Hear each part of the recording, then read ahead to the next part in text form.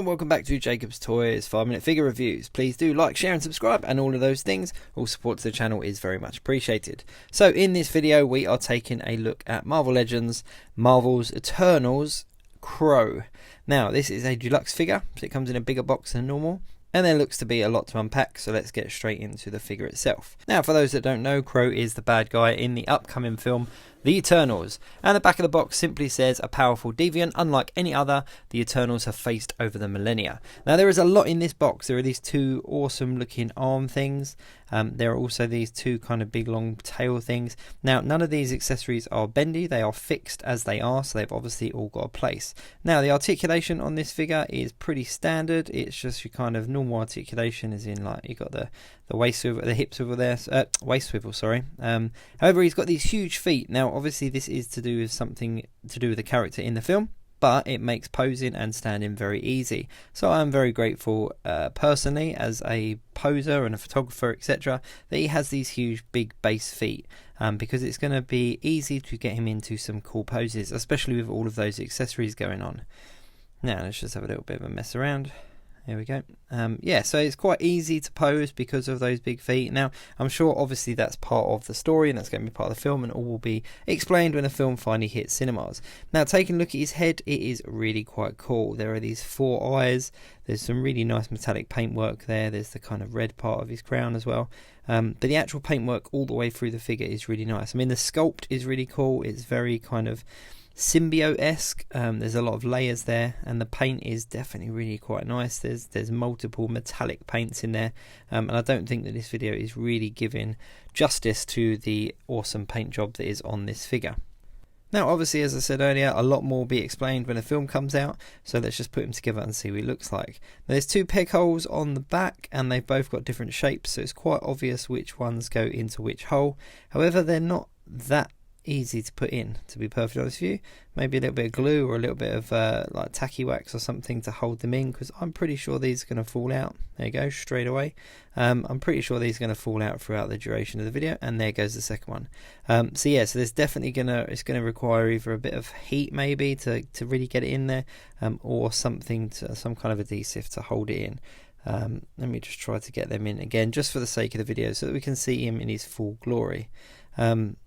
Now, despite this kind of setback, the figure itself is actually quite nice, but I do wish that they made these pegs a little bit bigger, or a little bit easier to manipulate. That's definitely going to annoy me. So just be aware of that when you do pick him up, that these 2 things on the back are going to require some kind of help getting in. But there we go, that's in for the time being. We'll just use his big old feet to stand him up so that we can see them. They are pretty cool. Now, these 2 things are hands. They have got peg holes there, so they are obviously to go on the hands. Now, if I'm going to knock these things off the back when I do this, but I'm just going to pull his hands off. They come away just below the wrist, so the whole hand comes off. There you go, look, both of them off at one go. Both of them off in one pull, as in the back pieces. But there we go. So, you can see that it leaves 2 kind of exposed pegs here on his hands, and the hands come away sort of further down the waist, so there's no mistaking what goes where. Now, the peg holes are universal. I don't think it matters which hand goes on which, so I'm just going to pick whichever one it goes on easier. Let's just try this one. I go on to the right one. So it does take a little bit of work here, but it does go on, and it's quite a flush fit. Let's just put this other one on the left there. Now, these really do add a bit of weight to the figure. They're quite lightweight as they are, but they do add a bit of weight, and obviously changes the balance of the figure as well. But it really does bulk him up. It really does make him look quite menacing. Now, obviously, he's a deviant in the film, and obviously the film's big bad, so I'm sure all of this is going to be explained when the film hits cinemas finally. Now, this wave of figures was obviously leaked all over the internet weeks and weeks, months and months ago, but then eventually got a final release date and has started hitting shelves and retailers now. So they are available to pick up in most places. But this guy is awesome. He looks really quite cool, really quite menacing, and I think I'm going to have a lot of fun posing him, and yeah, some photography with him as well, because it's just a really nice figure, to be fair.